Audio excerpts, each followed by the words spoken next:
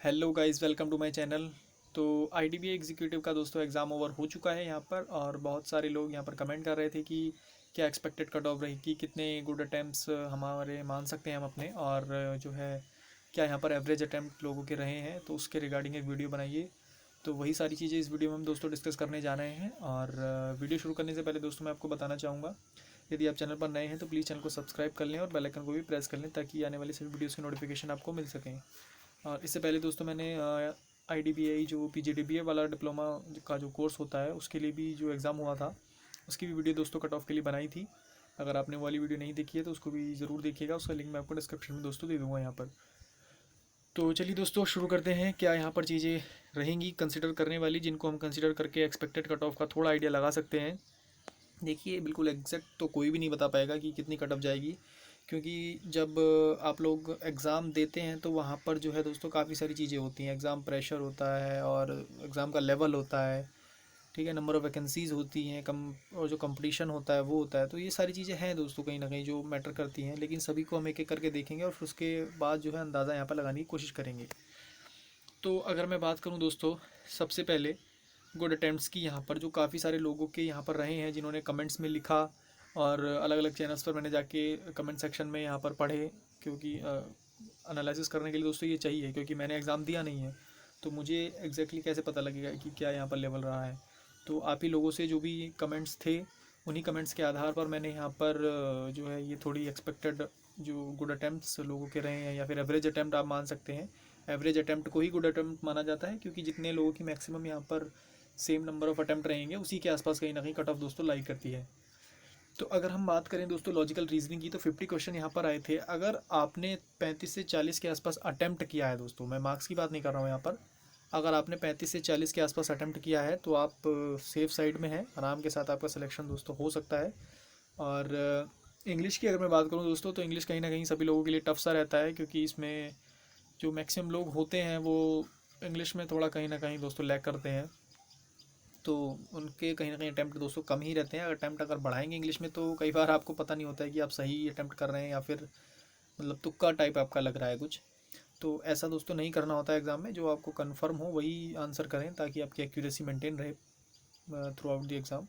तो बात करें तो इसमें जो काफ़ी सारे मैंने जो यहाँ पर कमेंट्स पढ़ी, तो काफ़ी लोगों के अटैम्प्ट कम ही थे इंग्लिश में। और मान के चलें आप 28 से 32 के बीच में अगर आपके अटैम्प्ट हैं इंग्लिश में, तो आपने काफ़ी अच्छा दोस्तों किया है। क्वांट की बात कर लेते हैं दोस्तों।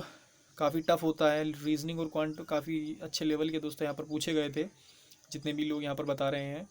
तो रीजनिंग क्वांट में भी दोस्तों लेकिन 50 क्वेश्चंस थे यहाँ पर, तो आपके कम से कम 30 से 33 तो अटैम्प्ट रहे दोस्तों, रहे ही होंगे, ये मैं मान के चल रहा हूँ। और लेवल का भी दोस्तों काफ़ी मतलब ठीक ठाक ही लेवल था, ऐसा नहीं है कि बिल्कुल हलवा पेपर आया था लास्ट ईयर की तरह। लोग बता रहे हैं कि काफ़ी जो है चीज़ें इसमें अनएक्सपेक्टेडली पूछ ली गई थी, लेकिन फिर भी काफ़ी लोगों ने 30 से 33 के आसपास अटैम्प्ट दोस्तों यहाँ पर किए हैं।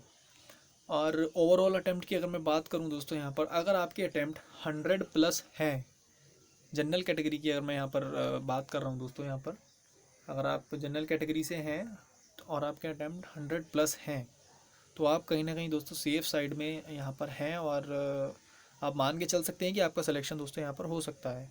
फिर भी दोस्तों कहा कुछ नहीं जा सकता, कट ऑफ कितनी जाएगी क्या है, फिर भी मैं एक आइडिया आपको दूंगा अभी नेक्स्ट जो यहाँ पर स्लाइड है उसमें। और लेकिन इसमें उससे पहले दोस्तों हम कंपैरिजन कर लेंगे कि क्या क्या चीज़ें यहाँ पर रही हैं एग्ज़ाम के रिगार्डिंग। और जैसे मैं बात करूँ नेक्स्ट स्लाइड में, तो यहाँ पर कंपैरिजन जो दोस्तों रखते हैं लास्ट ईयर वैकेंसीज से, अगर हम कंपेयर करें लास्ट ईयर वाला जो एग्ज़ाम 2019 में कंडक्ट कराया था आईडीबीआई ने, जिसमें दोस्तों मेरा सिलेक्शन हुआ था, तो उसमें अगर मैं बात करूँ दोस्तों, तो वैकेंसीज़ यहाँ पर मैं लिख लेता हूँ एक बार 2019 और 2021। तो वैकेंसीज़ दोस्तों लास्ट ईयर की बात करें तो 300 वैकेंसीज़ इन्होंने नोटिफाई की थी। इस बार इन्होंने नोटिफाई की है 920 वैकेंसीज़। 300 वैकेंसी से दोस्तों सिलेक्शन इन्होंने शायद ज़्यादा का ही किया था, आई थिंक 500-600 का सिलेक्शन यहाँ पर किया था। तो वैकेंसीज़ मान के चलिए आप 600 के आसपास वैकेंसीज़ ये हो गई थी आई थिंक। और इस बार दोस्तों वैकेंसीज़ तो इस बार भी बढ़नी ही है, आई थिंक 920 वैकेंसीज़ हैं, तो कम से कम ये लोग 1400-1300 के आसपास सिलेक्शन तो करना ही चाहिए, क्योंकि वैकेंसीज़ बढ़ती रहती हैं दोस्तों। क्योंकि रेजिग्नेशन और रिटायरमेंट कंटिन्यूस प्रोसेस है बैंकिंग इंडस्ट्री का। तो अगर हम बात करें तो यहाँ पर मान के चलिए 1200-1300 का सिलेक्शन होना चाहिए जो मुझे लग रहा है, अदरवाइज़ डिपेंड करता है IDBI पे। मैं सिर्फ लास्ट ईयर ट्रेंड के हिसाब से ही आपको बता रहा हूँ, अगर ऐसा होता है तो शायद 1200 के आसपास ये लोग सेलेक्ट करेंगे। और नहीं भी कर सकते दोस्तों, 920 भी रह सकते हैं, इससे कम भी हो सकते हैं, क्योंकि ये सब चीज़ें बैंक पर डिपेंड करती हैं, हम सिर्फ आइडिया लगा सकते हैं। मैं पुराने ट्रेंड के हिसाब से अगर बताऊँ तो इतनी यहाँ पर वैकेंसीज़ दोस्तों ये हो सकती हैं। तो वैकेंसीज़ तो दोस्तों बढ़ी हैं, और 3 टाइम्स वैकेंसीज़ कहीं ना कहीं यहाँ पर इंक्रीज़ हुई है।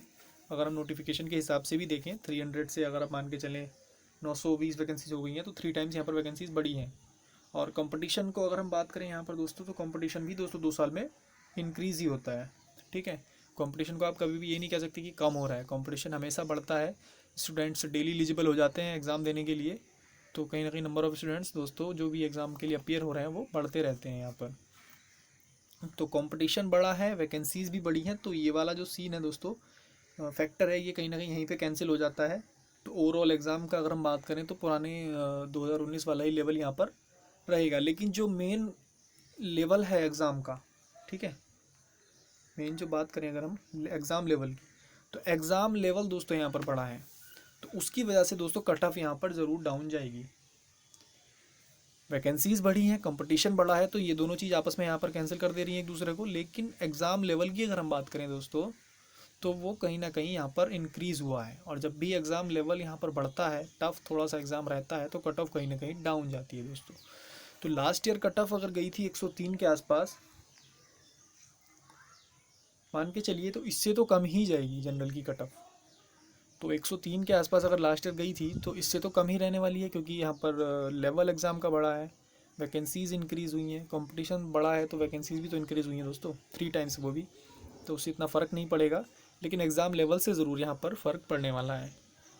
और काफ़ी सारे लोग पूछते हैं दोस्तों नॉर्मलाइजेशन 100% होगा अगर एक से ज़्यादा शिफ्ट में एग्ज़ाम कराया, तो जैसे कि IDBI एग्जीक्यूटिव का 2 शिफ्ट में एग्ज़ाम था यहाँ पर, तो नॉर्मलाइजेशन तो श्योर है, नॉर्मलाइजेशन होना ही होना है। तो उस चीज़ से आप दोस्तों यहाँ पर बेफिक्र रहें। काफ़ी लोगों को लगता है कि फ़र्स्ट शिफ्ट थोड़ा टफ थी, काफ़ी को लगता है सेकंड में ज़्यादा टफ था, तो उससे कोई फ़र्क नहीं पड़ेगा। नंबर ऑफ़ अटैम्प्ट्स जितने भी रहे हैं और जो भी मार्क्स वगैरह आएंगे वो सबको नॉर्मलाइज़ कर दिया जाएगा IBPS के द्वारा। तो उस चीज़ से दोस्तों आप जो है यहाँ पर ज़्यादा टेंशन ना लें। अगर आपकी एक्यूरेसी अच्छी है तो आपके मार्क्स जितने आ रहे हैं उससे भी थोड़े आपको ज़्यादा मिल सकते हैं। आप एक्यूरेसी पर डिपेंड करता है दोस्तों। एक्यूरेसी अगर अच्छी होती है और एवरेज जितने भी अटैम्प्ट लोगों के रहे हैं उस शिफ्ट में, तो उसी हिसाब से दोस्तों आपके मार्क्स जो है एडजस्ट कर दिए जाते हैं।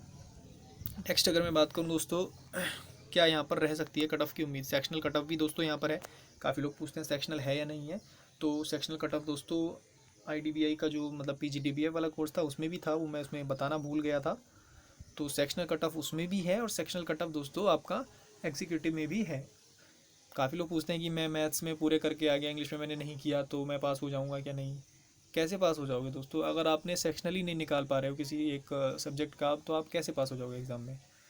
मिनिमम क्वालिफाइंग मार्क्स आपको लाने ही लाने हैं तीनों सब्जेक्ट्स में। अगर आपके दोनों के मिला के भी अगर मान ली कट ऑफ क्रॉस कर जा रहे हैं, तो भी आपका कोई सिलेक्शन नहीं होगा अगर आपकी एक कट ऑफ नहीं निकली किसी सब्जेक्ट की।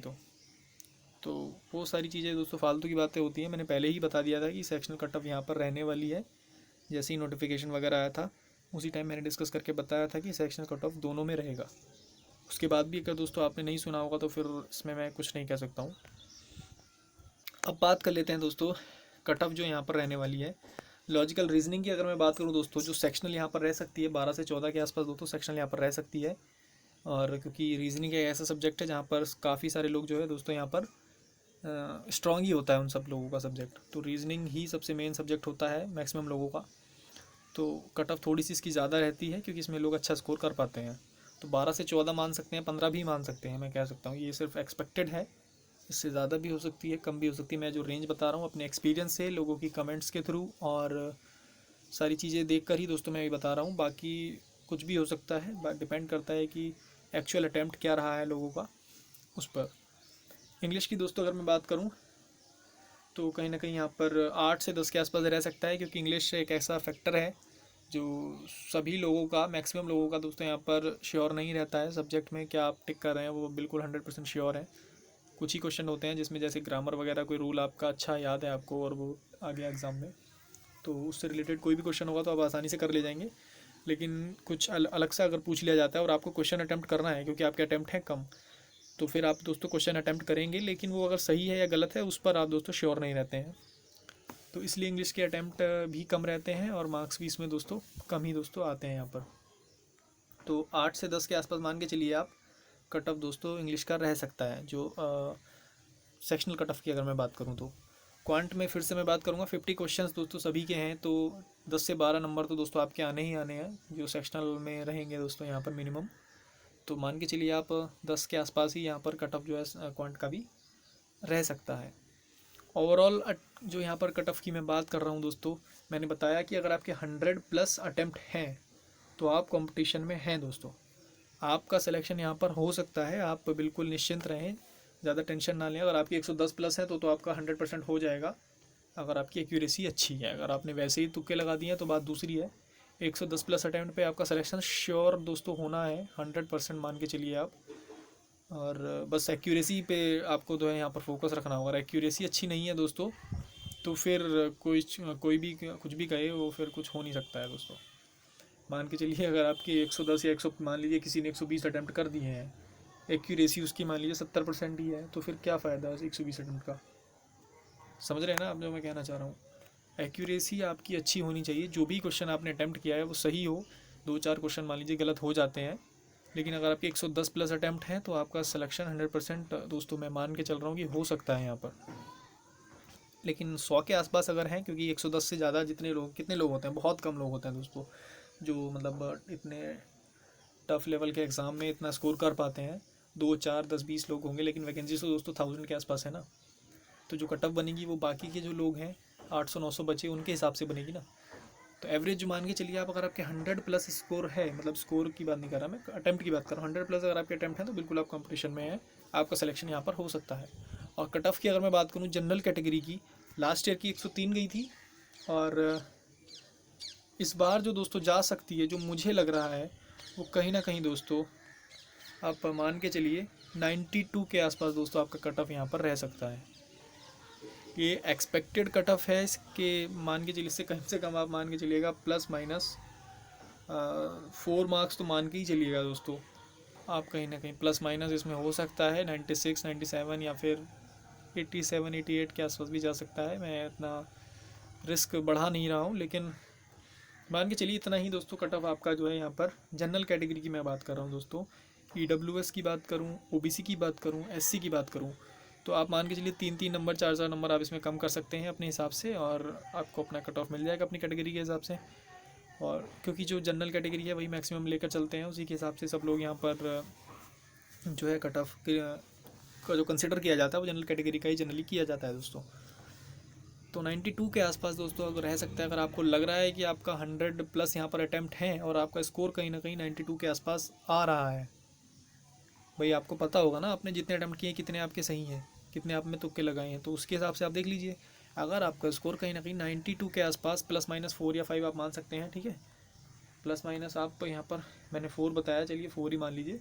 ±4 अगर इसी रेंज में अगर आपके मार्क्स कहीं ना कहीं लाई कर रहे हैं तो आपका सिलेक्शन दोस्तों हो गया है। आप खुश रहिए, ज़्यादा इधर उधर की बातें सोचने की ज़रूरत नहीं है, कोई और फालतू की वीडियोस देखने की ज़रूरत नहीं है। अब आप मान के चलिए जैसे ही रिज़ल्ट की भी दोस्तों यहाँ पर है कि रिज़ल्ट कब तक आएगा। रिज़ल्ट दोस्तों लास्ट ईयर 1 महीने के अंदर रिज़ल्ट आ गया था, 17-18 मई को एग्ज़ाम हुआ था, और शायद 16-17 जून को ही एग्ज़ाम का रिज़ल्ट दोस्तों यहाँ पर आ गया था। तो 1 महीना मान के चलिए मैक्सिमम। 5 सितंबर को आपका एग्ज़ाम हुआ है, तो 5 अक्टूबर या 10 अक्टूबर तक दोस्तों आपका रिज़ल्ट यहाँ पर डिक्लेयर कर दिया जाएगा। और जल्दी भी कर दें शायद, कह नहीं सकते, वो डिपेंड करता है बैंक की जो गाइडलाइंस है उसको कितने लोगों की कितनी जल्दी ज़रूरत है उस पर डिपेंड करता है। तो जल्दी भी आ सकता है और देर भी हो सकती है, 1 महीने का मान के चलिए। अगर सब कुछ ठीक रहता है, थर्ड वेव वगैरह कोरोना का ये सब नहीं आता है, तो ज्वाइनिंग भी आपकी दोस्तों जल्दी 3 महीने के अंदर अंदर ये लोग करवा देंगे दोस्तों। तो ये सारी चीज़ें दोस्तों हैं यहाँ पर। और बाकी चीज़ें क्या ज्वाइनिंग फॉर्मेलिटीज़ रहती हैं उन सब के लिए मैंने दोस्तों एक वीडियो अपना एक्स्ट्रा मतलब पुराना ही मेरा जो वीडियो है जिसमें मैंने एक्सपीरियंस अपना शेयर किया था, तो उसी में सारी चीज़ें मैंने बताई हैं कि ज्वाइनिंग फॉर्मेलिटीज़ से लेकर ज्वाइनिंग तक का जो सफ़र होता है उसमें क्या क्या चीज़ें होती हैं, क्या क्या चीज़ें, कैसा मेरा एक्सपीरियंस उसमें रहा है बैंक में काम करने का, वो सारी चीज़ें हैं। उसका भी लिंक मैं दोस्तों आपको डिस्क्रिप्शन में दे दूँगा, आप आसानी के साथ उसको देख सकते हैं। और वीडियो दोस्तों आपको पसंद आई हो तो ज़रूर उसको लाइक करना, शेयर करना, और चैनल को दोस्तों सब्सक्राइब कर लें ताकि आने वाली सभी वीडियोज़ की नोटिफिकेशन आपको मिलती रहे। तो मिलते हैं दोस्तों फिर अगली वीडियो में, तब तक के लिए थैंक यू।